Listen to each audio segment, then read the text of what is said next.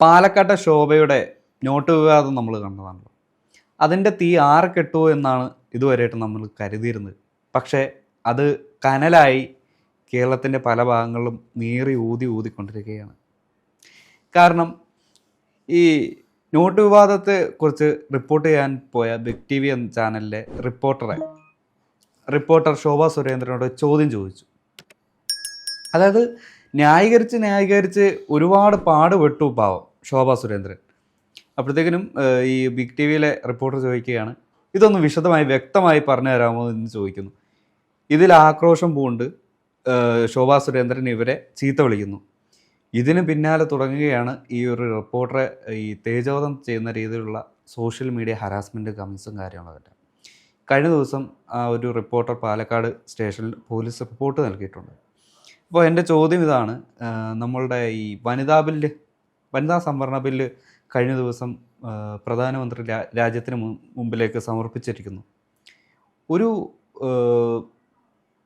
സ്വന്തമായി തൊഴിൽ ചെയ്യുന്ന ഒരു സ്ത്രീയെ ഇത്രയധികം തേജോവധം ചെയ്യുന്ന ആൾക്കാരിലേക്ക് ഈ വനിതാ സംവരണ ബില്ല് എത്തിക്കുന്നത് എന്ത് ലാക്ക് മുൻനിർത്തിയായിരിക്കും? നമ്മൾ ആലോചിച്ച് കഴിഞ്ഞാൽ ഇതിനകത്ത് മനസ്സിലാക്കേണ്ടത് ഇത് ഇന്ന് തുടങ്ങിയ വിഷയമല്ല. എല്ലാ പാർട്ടിയിലും ഇത് നിലനിൽക്കുന്നുണ്ട്. ഇന്ന് സൈബർ യുഗങ്ങളുടെ കാലഘട്ടമാണ്, സൈബർ അണികളുടെ കാലഘട്ടമാണ്. നമ്മൾ കഴിഞ്ഞ കാലങ്ങളിലൊക്കെ കണ്ടിട്ടുള്ള അണികളെന്ന് പറഞ്ഞാൽ ഒരു പ്രക്ഷോഭത്തിനും ഒരു പ്രതിഷേധ സമരത്തിനുമൊക്കെ കൂടെ കാണുന്ന അതെ യോഗങ്ങൾക്കൊക്കെ കാണുന്ന അണികളായിരുന്നുവെങ്കിൽ ഇന്ന് അവരെല്ലാം സോഷ്യൽ മീഡിയയിൽ സജീവമായിട്ട് നിൽക്കുന്ന സൈബർ അണികളായിട്ട് മാറിയിട്ടുണ്ട്. ഇപ്പോൾ സൈബർ അണികൾ എന്ന് പറയുമ്പോൾ എല്ലാ പാർട്ടിക്കും സൈബർ വിങ്ങുകളുണ്ട്, പർച്ചേസ് ചെയ്യുന്ന സൈബർ വിങ്ങുകളുണ്ട്, ഫേക്ക് ഐഡികൾ ഒരുപാടുണ്ട്. അപ്പോൾ നമ്മൾ ഈ CPM തന്നെ ഏറ്റവും വലിയൊരു സൈബർ പോരാളി എന്ന് പറയുന്നത് പോരാളി ഷാജി ആയിരുന്നു. കോൺഗ്രസിന് ഇപ്പോൾ പോരാളി ഷാജിക്ക് ശേഷം പോരാളി വാസു എന്ന് പറഞ്ഞ് കോൺഗ്രസിനുണ്ട്. അപ്പോൾ പല പേരുകളിൽ, അപ്പോൾ മുസ്ലിം ലീഗിനാണെങ്കിലും STPക്ക് ആണെങ്കിലും പോപ്പുലർ ഫ്രണ്ട് ആണെങ്കിലും എല്ലാവർക്കും ഇത്തരത്തിലുള്ള പല സോഷ്യൽ മീഡിയ ഹാൻഡിലുകളുണ്ട്, ഫേക്ക് ഐഡികളുണ്ട്. BJPയുടെ ഒരു പേര് കേട്ടിട്ടുണ്ട്, സ്വയം സേവകൻ എന്ന് പറഞ്ഞിട്ടൊരു ഐഡിയ ഞാൻ കണ്ടിട്ടുണ്ട്. ഫേക്ക് ഐഡിയ ആണ്, അതുപോലെ ഒരു ഐഡിയ. അങ്ങനെ ഒരുപാട് ഫേക്ക് ഐഡിയകളുണ്ട്. അപ്പോൾ ഇതിനകത്തെ ഏറ്റവും വലിയ വിഷയം എന്ന് പറയുന്നത് ഒരാൾക്കെതിരെ ആക്ഷേപിക്കാൻ, ഒരാളെ ആക്ഷേപിച്ച് നശിപ്പിക്കാൻ വേണ്ടിയിട്ട് കൃത്യമായിട്ട് നടക്കുന്ന ഒരു സംഗതിയായിട്ട് ഈ സൈബർ ഇടങ്ങൾ മാറിയിട്ടുണ്ട്. ഒരു കേന്ദ്രത്തിലിരുന്നുകൊണ്ട് ചില ക്യാപ്സ്യൂളുകൾ കൊടുക്കും. ആ ക്യാപ്സ്യൂളുകൾ കൃത്യമായിട്ട് കോപ്പി പേസ്റ്റ് ചെയ്തിട്ട് എല്ലാ ഗ്രൂപ്പുകളിലേക്കും. ഈ തെരഞ്ഞെടുപ്പിൽ നമ്മൾ ശ്രദ്ധിച്ചു കഴിഞ്ഞാൽ നമ്മുടെ ട്രോൾ പേജുകൾ, നമ്മൾ എല്ലാ ദിവസവും കാണുന്ന ട്രോൾ പേജുകളെല്ലാം സജീവ രാഷ്ട്രീയത്തിൻ്റെ ഇടകളായിരുന്നു. എങ്ങനെയാണ്? ഒരു പോസ്റ്റ് അവർ തന്നെ എഡിറ്റ് ചെയ്യുന്ന ഒരു പോസ്റ്റ് ഇടുന്നു, അതിൻ്റെ ക്യാപ്ഷൻ നോക്കിക്കഴിഞ്ഞാൽ ആ ക്യാപ്ഷൻ തന്നെ പലയിടങ്ങളിലും പല സ്ഥലങ്ങളിലും കാണാം, ഫോട്ടോകൾ മാത്രം അങ്ങോട്ടും ഇങ്ങോട്ടും മാറും. അപ്പോൾ ഈ ക്യാപ്ഷനുകൾ കൊടുക്കുന്നവരാണ് ഇപ്പോഴത്തെ രാഷ്ട്രീയ പാർട്ടികളായിരുന്നു. സ്വാഭാവികമായിട്ടും അതാണ് നമ്മൾ കണ്ടത്. അതിനുശേഷം ഇപ്പോൾ നടന്നുകൊണ്ടിരിക്കുന്നത് എന്താണ് എന്ന് ചോദിച്ചു കഴിഞ്ഞാൽ, ശോഭാ സുരേന്ദ്രനെ ചോദ്യം ചെയ്തതിൻ്റെ പേരിൽ, ശോഭാ സുരേന്ദ്രനെതിരെ ചോദ്യം ഉന്നയിച്ചതിൻ്റെ പേരിൽ സോഷ്യൽ മീഡിയയിൽ ഹറാസ് ചെയ്യപ്പെടുന്ന ഒരു മാധ്യമപ്രവർത്തകയാണ് നമുക്ക് കാണാൻ കഴിഞ്ഞത്.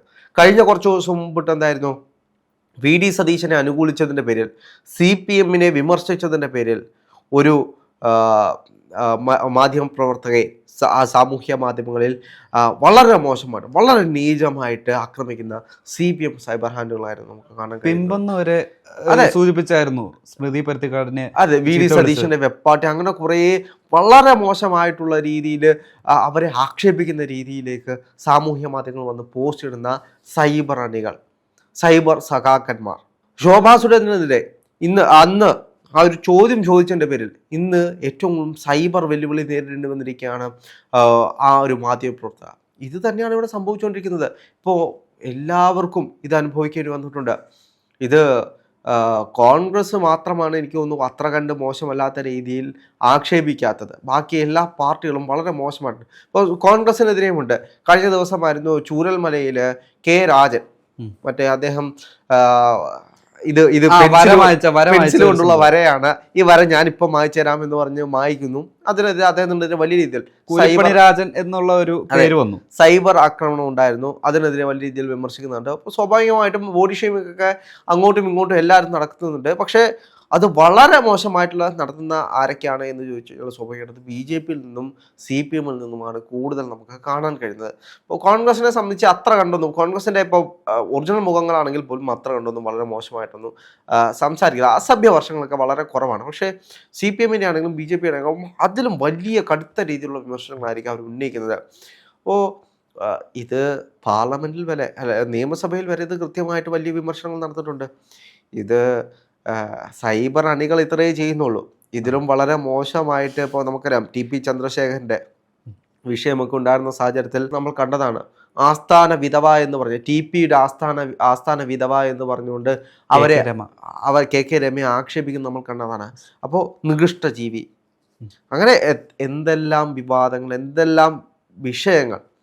ഇടയ്ക്ക് വെച്ച് ചിത്തരഞ്ജൻ്റെ വലിയൊരു വിഷയമുണ്ടായിരുന്നു പാർലമെൻറ്റിൽ. അത് എന്താണെന്ന് വെച്ച് കഴിഞ്ഞാൽ നമ്മുടെ മുഖ്യമന്ത്രി തന്നെയാണ് മറ്റേ കുള്ളന്മാരെ പരിഹസിക്കുന്ന രീതിയിൽ, നീളമില്ലാത്തതിൻ്റെ പേരിൽ ഒരാളെ പരിഹസിക്കുന്നത് നമ്മൾ കണ്ടതാണ്. എനിക്കിപ്പോഴും ഓർമ്മയുണ്ട്, 8ക്ക് മുക്കാൽ അട്ടിയിട്ടത് പോലെയാണ് എന്ന് പറഞ്ഞുള്ള വിഷയങ്ങൾ. അപ്പോൾ അങ്ങനെ അതിന് ചിത്തരഞ്ജൻ കൊടുത്ത് അദ്ദേഹത്തിനെ സപ്പോർട്ട് ചെയ്ത് പറഞ്ഞൊരു കാര്യമുണ്ടായിരുന്നു, കോൺഗ്രസിനെ ആക്ഷേപിച്ചുകൊണ്ട്. അപ്പോൾ കൈയില്ലാത്തവൻ എങ്ങനെയാണ് ആസനം ചൊറിയുന്നത്, ആസനത്തിൽ ഉറുമ്പ് കടിച്ചുണ്ടാകുന്നത്, അങ്ങനെ പറഞ്ഞ് വളരെ മോശമായിട്ട് ആക്ഷേപിക്കുന്ന രീതിയിൽ. അത് ആരാണ്? പുരോഗമന പ്രസ്ഥാനം, വലിയ പുരോഗമന പ്രസ്ഥാനം. ഇവർ തന്നെയാണ്, ഇവരുടെ നേതാക്കന്മാർ തന്നെയാണ് ഇത്തരത്തിൽ വളരെ മോശമായിട്ട് ബോഡി ഷേവിങ് ചെയ്യുന്നത്. ആ പാർട്ടിയിലെ അണികൾ ഇത്തരത്തിലായില്ലെങ്കിലേ ഉള്ളൂ അതിശയം. ഇപ്പോൾ ഒരു മാധ്യമ പ്രവർത്തകർ അവർ ഇതിനു മുമ്പിട്ട് കോൺഗ്രസിനെ വിമർശിച്ചിട്ടുണ്ട്, CPM-നെ പുകഴ്ത്തി പറഞ്ഞിട്ടുണ്ട്. അന്ന് ഈ CPM-കാരുടെ ഏറ്റവും വലിയ വിഷയം അതാണ്. അവരെ എത്ര കണ്ട് പുകഴ്ത്തുന്നു, അവരെ എത്ര കണ്ട് സപ്പോർട്ട് ചെയ്യുന്നു, അവരെല്ലാം വലിയ മാന്യന്മാർ, ലോകത്തിലെ വലിയ മാന്യന്മാർ, ലോകത്തിലെ നല്ലവർ അവർ മാത്രമേ ഉള്ളൂ. അവരെ ഒന്ന് വിമർശിച്ചാൽ ആ വിമർശിക്കുന്നവൻ ഈ ലോകത്തിലെ ഏറ്റവും വലിയ വൃത്തികെട്ടവൻ. ഈ ലോകത്തിൽ അവനെ അല്ലാതെ മറ്റൊരു വൃത്തികെട്ടവനില്ല. അല്ല, അയാൾ ഇത് ഒരു വലിയ ദ്രോഹം ചെയ്ത പോലെ, ഒരു ദ്രോഹിയെ പോലെയാണ് കാണുന്നത്. അതെ, രാജ്യദ്രോഹിയായിട്ടാണ് അവരെ കണക്കാക്കുന്നത്. CPM അടിച്ച് ഭ്രഷ്ട് കൽപ്പിക്കുന്നു, അവരെ മാധ്യമ വിചാരണ ചെയ്യുന്നു. പണ്ടൊക്കെ CPM-നെ സംബന്ധിച്ച് മാധ്യമ വിചാരണയൊക്കെ കുറവായിരുന്നു. ഇന്ന് മാധ്യമ വിചാരണയ്ക്ക് അപ്പുറത്തേക്ക്, അതായത് നേരത്തെ അവരുടെ പാർട്ടി കോടതികളുണ്ടല്ലോ, പാർട്ടി കോടതികളായിരുന്നു വിചാരണ ചെയ്യുന്നത്. ഇന്ന് ഇപ്പൊ ശരത് ലാലും കൃപേഷും ഒക്കെ നമ്മുടെ മുന്നിലുണ്ട്, പാർട്ടി കോടതികളുടെ വിധികൾ നമ്മൾ കണ്ടതാണ്.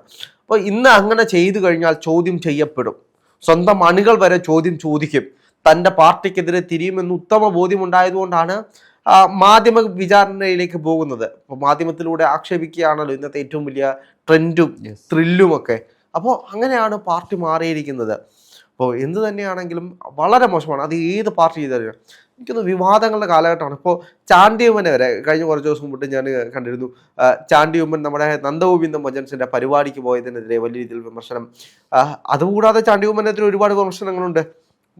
മുടി അപ്പന്റെ കൂട്ട് സെന്റിമെന്റ്സ്, സ്വന്തം അച്ഛന്റെ സെന്റിമെന്റ്സ് നേടാൻ വേണ്ടിയിട്ടാണ് അപ്പനെ പോലെയാണ് ചാണ്ടിയുമ്മൻ നടക്കുന്നത്.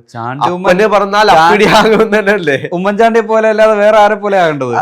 അതാണ്, അപ്പനെ പറഞ്ഞാൽ അപ്പിടി പറഞ്ഞത് പോലെയാവും. അപ്പൊ ഉമ്മൻചാണ്ടിയെ പോലെ അല്ലാതെ വേറെ ആരെങ്കിലും പോലെ ആകാൻ പറ്റുമോ ചാണ്ടിയുമ്മന്? അപ്പോൾ സ്വാഭാവികമായിട്ടും അദ്ദേഹത്തിന്റെ നിലപാടുകൾ, അദ്ദേഹം കണ്ടു വളർന്ന, അദ്ദേഹം ജീവിച്ചു വളർന്ന ഒരു സാഹചര്യം, അത് അതിലൂടെ പോകുന്നു.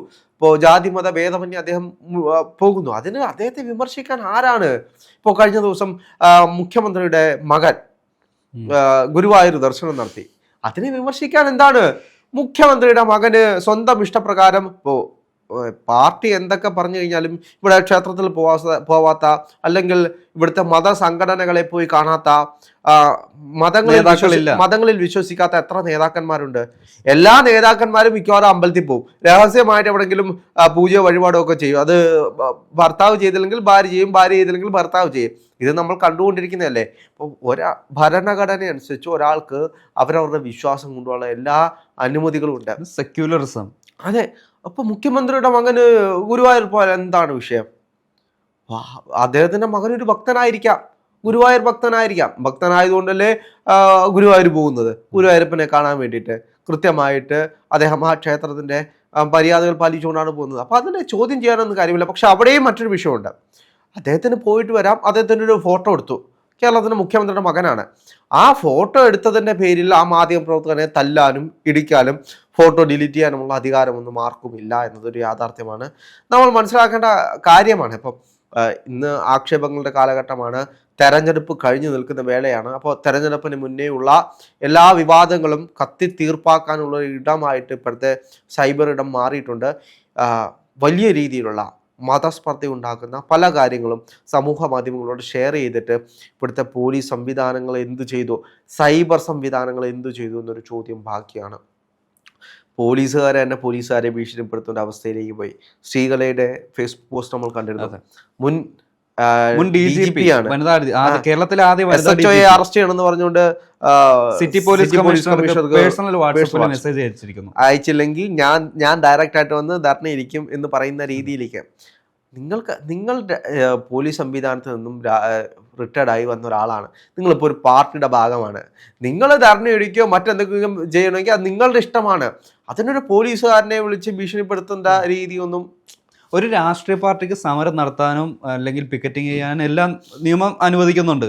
അല്ലാതെ ഈ പരസ്യമായ വെല്ലുവിളി അതൊരു ഇത് തന്നെയാണ്. അല്ലെങ്കിൽ ഒരു ഞാനിവിടെ ഉണ്ട്, ഞങ്ങളിവിടെ ഉണ്ട്, ചോദിക്കാൻ ആരടാ എന്നുള്ളൊരു അഹന്തയില്ലേ, അത് തന്നെയാണിത്. ഇതിൻ്റെ മറ്റൊരു കാര്യം എന്ന് വെച്ചാൽ നമ്മളിപ്പോൾ നേരത്തെ പറഞ്ഞ പോലെ TP ചന്ദ്രശേഖരൻ്റെ ഭാര്യ ആസ്ഥാന വിധവ എന്ന് വിളിക്കുന്ന രീതിയിലും, അല്ലെങ്കിൽ കോൺഗ്രസിന് തന്നെ പല നേതാക്കന്മാരെയും ഇപ്പോൾ അച്ചൂമ്മനെതിരെയൊക്കെ വളരെ മോശമായിട്ട് സൈബർ ഇടങ്ങളിൽ വന്ന് ആളുകൾ സംസാരിച്ചിട്ടുണ്ട്. ഒരുപാട് കോൺഗ്രസിൻ്റെ വനിതകൾക്കെതിരെയും വനിതാ നേതാക്കന്മാർക്കെതിരെയും മോശമായി വന്ന് സംസാരിച്ചിട്ടുണ്ട്. ഇപ്പോഴാണെങ്കിൽ പോലും രാഹുൽ മാങ്കൂട്ടത്തിൻ്റെ പേര് പറഞ്ഞ് വനിതാ നേതാക്കന്മാർ ഒരു പോസ്റ്റ് ഇട്ടാൽ അതിൻ്റെ അടിയിൽ വന്നിട്ട് രാഹുൽ നീയുമായിട്ട് അടുപ്പമുണ്ടായിരുന്നോ, നിന്റെ നേതാക്കന്മാരല്ലേ എന്ന് പറഞ്ഞ് ആക്ഷേപിക്കുന്ന ഒരു രീതിയുണ്ട്. അതല്ല, വേറൊരു പോസ്റ്റ് ഉണ്ടായിരുന്നു, വിഷുവിന് വന്നൊരു പോസ്റ്റാണ്. രാഹുൽ മാങ്കൂട്ടത്തിൽ അമ്മയുമായിട്ടുള്ള ഒരു വിഷുവിൻ്റെ ഒരു ഫോട്ടോ. അതിനും ഇതുപോലെ ഒരു കമൻറ്റ് വന്നിട്ടുണ്ട്. അതായത് ഒരു ക്യാമറയുടെ മുന്നിൽ പറയാൻ പറ്റാത്തതുകൊണ്ട് പറയുന്നതാണ്. അല്ല, അത്തരത്തിലുള്ള വളരെ മോശമായിട്ടുള്ള കമൻറ്റുകൾ നമ്മൾ സമൂഹ മാധ്യമങ്ങൾ ചെയ്യുന്നുണ്ട്. അതിനപ്പുറത്തേക്ക് മതസ്പർദ്ധ ഉണ്ടാക്കുന്ന രീതിയിൽ ഈ തെരഞ്ഞെടുപ്പിനെ പോലും അത്തരത്തിലുള്ള പല പോസ്റ്റുകളും സ്വാധീനിച്ചിട്ടുണ്ട് എന്നതൊരു യാഥാർത്ഥ്യമാണ്. ഈ മതസ്പർദ്ധയുള്ള പോസ്റ്റുകൾ ഇതൊക്കെ ഇടുന്നതിൻ്റെ പിന്നിൽ വലിയ വലിയ ഉദ്ദേശങ്ങളുണ്ട്. BJPക്ക് വർഗീയതയാണെങ്കിൽ CPM സൈബർ ഹാൻഡിലുകൾക്ക് ഈ വ്യക്തി അധിക്ഷേപങ്ങളാണ്. അതായത് ആ ഒരു അധിക്ഷേപത്തിലൂടെ ഒരു മനുഷ്യൻ കൊന്നു തിന്നുക എന്നുള്ള ഒരു പ്രവണതയാണ് ഈ കാണുന്നത്. അപ്പോൾ എന്ത് തന്നെയാണെങ്കിലും ഇത് നാളെ കൊണ്ട് തീരുമെന്നൊന്നും ഞാൻ പ്രതീക്ഷിക്കുന്നില്ല. പക്ഷേ ഒരധികാരം മാറി വന്നു കഴിഞ്ഞാൽ ഇവിടുത്തെ ഈ ചില സംവിധാനങ്ങൾക്ക് ഇപ്പോഴുമുള്ള ഈ സൈബർ സംവിധാനങ്ങൾ കുറച്ചുകൂടെ മെച്ചപ്പെടണം. പുതിയ കാരണം അത്രത്തോളം മോശമായിട്ട് പോസ്റ്റുകൾ ഇടുന്ന ആളുകളെ കൃത്യമായി കണ്ടുപിടിച്ച് കൈകാര്യം ചെയ്യേണ്ടത് സമൂഹത്തിൻ്റെ ആവശ്യകതയാണ്. സമൂഹത്തിൽ ഇന്ന് പലരും ഒരു ഫേസ്ബുക്ക് പോസ്റ്റ് ഇടാൻ വരെ മടിക്കുന്നുണ്ടെങ്കിൽ, പേടിക്കുന്നുണ്ടെങ്കിൽ, ഭയക്കുന്നുണ്ടെങ്കിൽ ഈ സംവിധാനത്തിന് എന്തോ പോരായ്മയുണ്ട് സാർ.